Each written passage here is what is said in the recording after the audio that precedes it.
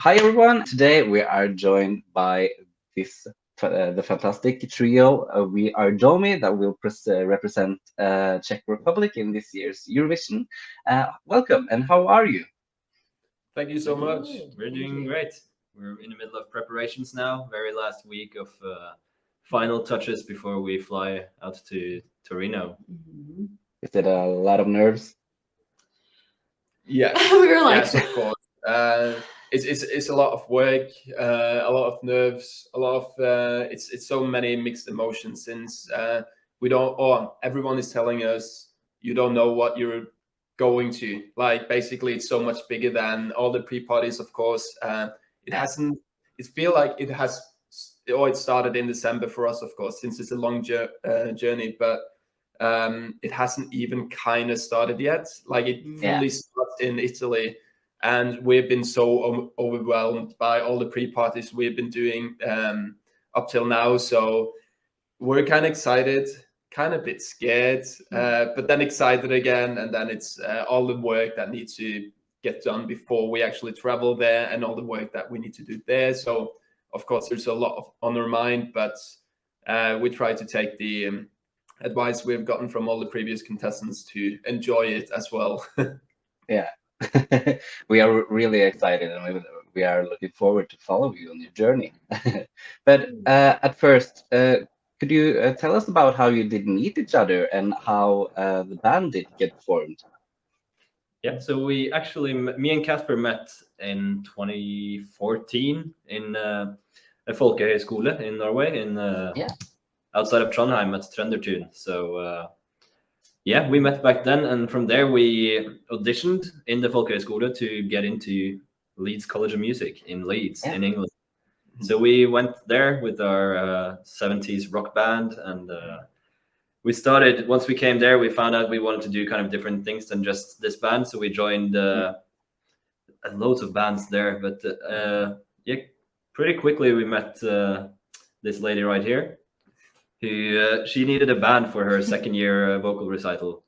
And she was really into Aurora, like Norwegian Scandi pop music. And we are Norwegian, so it was a very good match straight away. We also really like Norwegian music, so we decided to give it a go to play for her vocal recital. And then we really liked the music we created. We really liked each other, and yeah, we've been keeping it going now for many years. Yeah. Now we are here competing in Eurovision. It's honestly our catchphrase during interviews, and here we are. But we're in Leeds, where you're studying jazz music. Yeah, so me and Casper. I read that somewhere. But during our first year, we both swapped over to the jazz course, and really enjoyed that. Domi did I did performance. pop performance, and then composition for my master's. Yeah, I see. So my question was, how did you end up going from studying jazz to playing electro? Yeah, of course. In Leeds, we of course it's a big university. There's lots of different opportunities. So we didn't. You don't want to kind of say no to anything at that point. Not that we didn't want to play pop. Like that's. I listen to a lot of pop as well, of course, but you kind of just want to join as much as possible. And we played in, I don't know, maybe 10 bands, 10 bands at the same time. Probably over the bachelor, we played it a lot more. But it was really nice just exploring what you could do. And of course, all the experience you get of playing concerts makes you a better musician, even if it's country, pop, or jazz. We just said yes to nearly everything, and then of course Corona hit. All of our project had loads of plans, but it got cancelled or put on hold. And then we decided to move to Czech Republic. Yeah, because when Corona hit and we played in all these 10 bands at that time when COVID hit, the three of us actually lived together. So we were kind of forced, like, this is your band now. You have no choice. This is your one band. This is the future. Yeah, but we were forced. No, but obviously we lived together, so we did have big plans for this band, of course. But we were kind of forced into the situation that you can't play in any other bands now. Now it's just this one band. So it was kind of fortune in Hell i uhell. I don't know if that's an English saying. Well, fortune in misfortune. Yeah. A blessing in disguise. Oh. Blessing in Hey. disguise. There you go. There you go. Yeah, and because of COVID, yeah, sorry, I don't need to say anything more. No, sorry. Just tell. I just wanted to say that the reason why we moved to Czech Republic is partially because I'm Czech, partially because there was no other choice now that I know. And then also in Czech Republic, everything was open when there was a massive lockdown in England. And we had a booking agent in Czech Republic because we were always planning to do like a mini tour or something in the summer. And since everything else was open, we were like, should we just like go to Czech Republic, not knowing how long our stay would be here. It was kind of like, okay, let's just like try it for a year and then maybe go back to England or maybe like go to, I don't know, Norway. We didn't really think that much far ahead. And and then we got to Czech Republic and we all got COVID. And tour got canceled. Tour got canceled because then Czech Republic went into lockdown. So it was basically just a weird time, as it was for everyone, of course, or as it still is. Yeah. And and now here we are in Eurovision. It's a great history, though. And could you tell us a little bit about your musical background individually? Like, how did you get the interest to start with music? Okay. That's a good question. I guess, or I remember I started playing, or I played in like ensembles, or what you don't call it. Yeah, but you can't call it corps. I started playing in different school orchestras, and then it was like student concerts, and there was one kid playing Smoke on the Water, and I thought it was so cool, so I started playing guitar, playing AC/DC, and then I remember I had to choose between football or music since it wasn't time to do both. So I chose music, which I'm happy about, of course. I could have been the next big thing, but I chose music. Nice. No, so that's the first. I actually really want to go to Junior Eurovision as well. When we had plans, me and some friends in school, to apply to Junior or Eurovision Junior, but never happened. Never happened. What about you? Yeah, for me, I don't have any musicians in my family, but my grandma sang in a choir, so she was really pushing all the kids to play music, but I don't think any of the others wanted to, but I was the youngest one, so it was like her final chance to get it. A little bit harder with you. No, she bought me a keyboard when I was like 9 or something.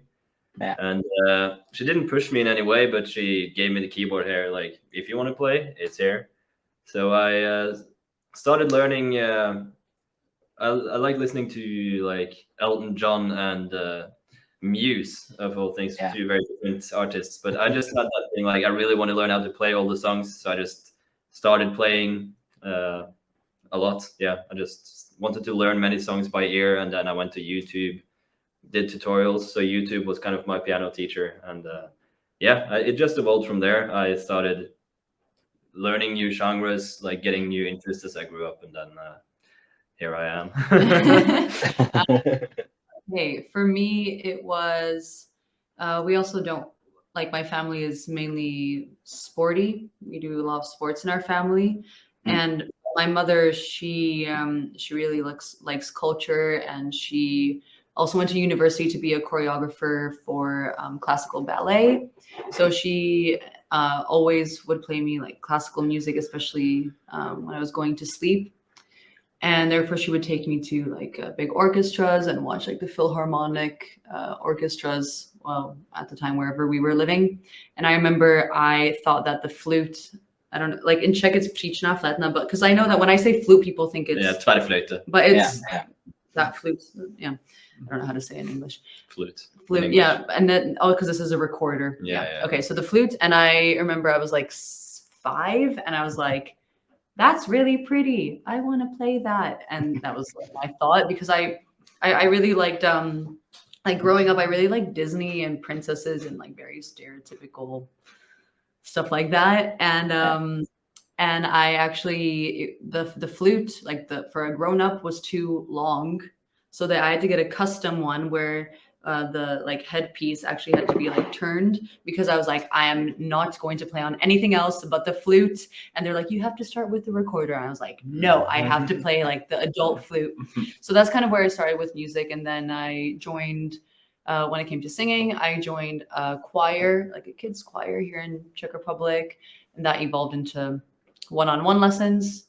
And then it just evolved from there. I really liked musical theater. I actually thought I wanted to study musical theater, but when I did my audition in Leeds, the school that we met in, I wasn't expecting it, but they were like, okay, play one of your own songs. And at that time I was like 19. All of the songs that I've written, which was not very many, I like kept them so like to myself. It was like, no one's allowed to hear this. No one can hear about what I've written here. And I was so self-conscious. But I really liked that they pushed me to just sing something of my own. I don't think it was very good, but I think they just wanted to know that I was open to it, that I was trying at that stage. And the second I did that, when I did that the exam, like to get into school, audition, I actually canceled the musical theater auditions, and I was like, okay, I don't want to cover other things. I just want to write my own music. Yeah, and then it evolved from there. Yeah. And here I am. Yeah. And here I am. And you did won the Czech Republican national selection. And Czech Republic do not have the longest history in Eurovision. This is their 11th time in the competition. How does it feel to represent the Czech Republic in this year's Eurovision? Okay, I guess I'll start since I'm Czech. I mean, no, it's super cool. I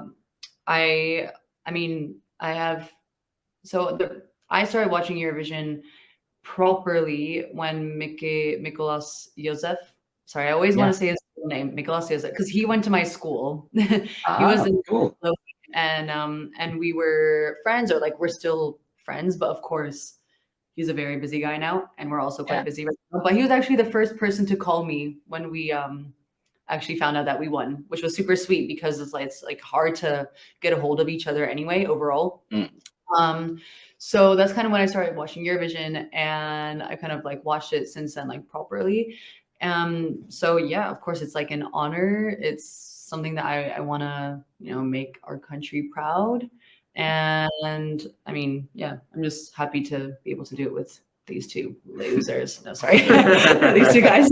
No, it's awesome. Like I couldn't imagine doing this alone, for sure. And especially after seeing how it is, like doing the preparation and everything, I'm so grateful to have bandmates do this with me, because it is a lot of work. So I feel a little bit sad for the people that are on it like alone, but I mean, again, I couldn't imagine doing this alone or with other people. So yeah, it's great for me. I don't know how you guys feel, because it's a little bit different for you since you're not Czech. Yeah, no, in the flag parades, of course, it's a bit weird having the Czech flag and not the Norwegian flag. But of course, we're living here, and we love the country a lot. And yeah, no, it's pretty cool representing Czech Republic compared to Norway, since you can still cheer for Norway and represent the country. And of course, I feel like the Norwegians also feel that Czech Republic, or this year's Czech Republic, or us, are a bit Norwegian, of course, as well. So they can kind of vote for Norway, even though it's not Norway. But they're like cheering for us. Like we have like messages, or like, I know that your friends are like excited about it. So same for Greece, right? Like I'm like, that's also super cool with Amanda. So it's a really cool year for Norway. In this year. Norway do well this year. We hope you all three will come to the final. None of us qualify. No one qualifies. That won't happen. Definitely. The three of us, at least someone has to qualify. Come on, it's all good. It's all good. Yeah. It's all really good songs. But how has the response from both the Czech Republic and Norway and Europe been after the release of Lights Off? Amazing. Yeah, no, we didn't really know what to expect going into this adventure, because we have never been in the spotlight as much as we knew we would be going into Eurovision. And we just knew that the internet is big, and we kind of expected to get lots of hate, because that's how the internet can be. But everyone's really been super nice. Everyone is sending so many supportive messages every day, and we received like countless of messages now, and we're trying to go through all of it, but it's so many, and it's super nice. So whenever we feel like a bit down or stressed, it's so nice to just open a message and get motivated again. Yeah, that's great. Well, welcome to the Eurovision family. You will be in the Eurovision history books for all the time. Welcome. And Lights Off is a really catchy and a cool song. Can you tell us about your song and the story behind it? So we wrote this song at a songwriting camp. It was last summer, and we got into the songwriting camp super last minute, because it's actually very popular here in Czech Republic. But it's like they really do choose like quality, really good musicians, and then they get other musicians from different countries around Europe to join. So I found out, I don't know who I found out from anymore, but they were like, you should try calling Jan Bavra, which is the guy that organizes it, and just like see if they have an extra spot. And we were super lucky because he did have some spots. So we went there for only 2 days.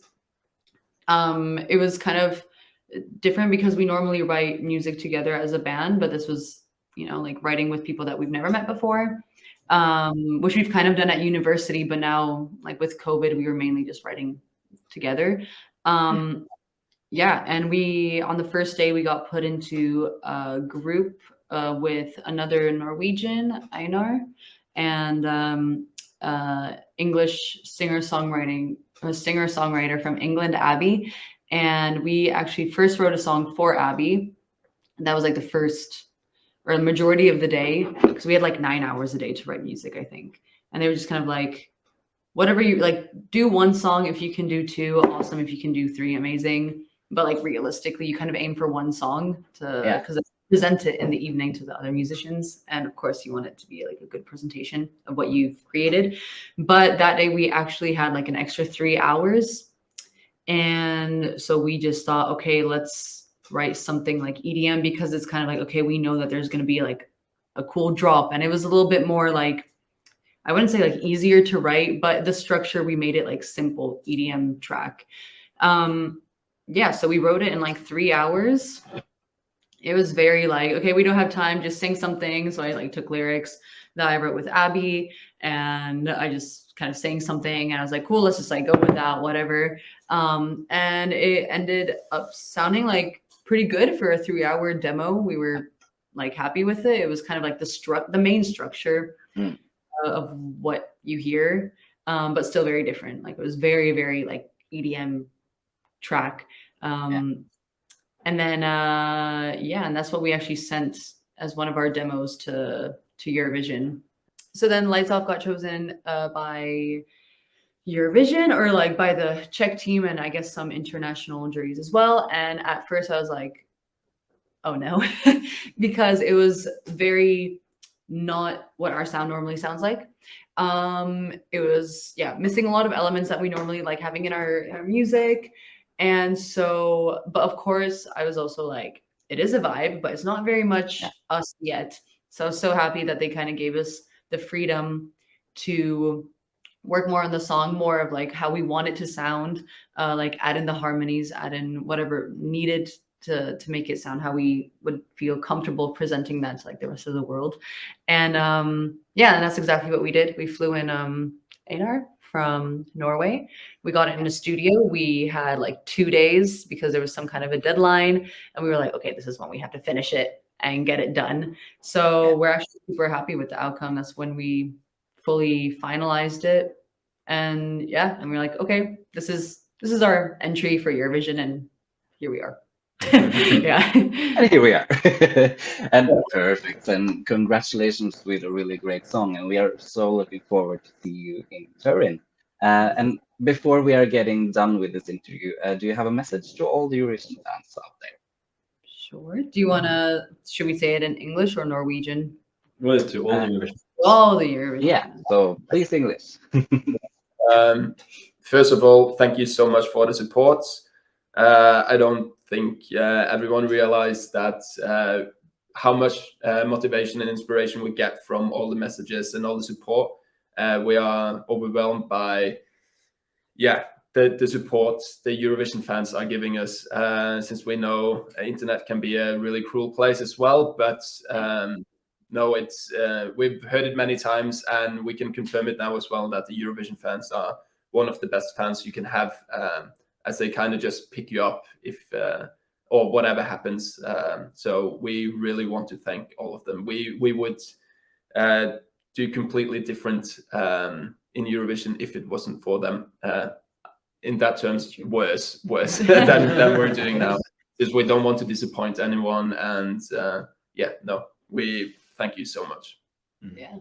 And if you do our song or us or both, then you can vote for us in the second semifinal if you are from the right country. So please, if you do like either of those things, vote number 18. That's us.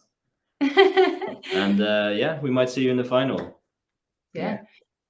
Thank you very much. And thank you very much for taking the time to talk with us. We are so excited to follow you on your journey and give it your all. Thank you very much. And We will. have a nice day. You as well. Bye.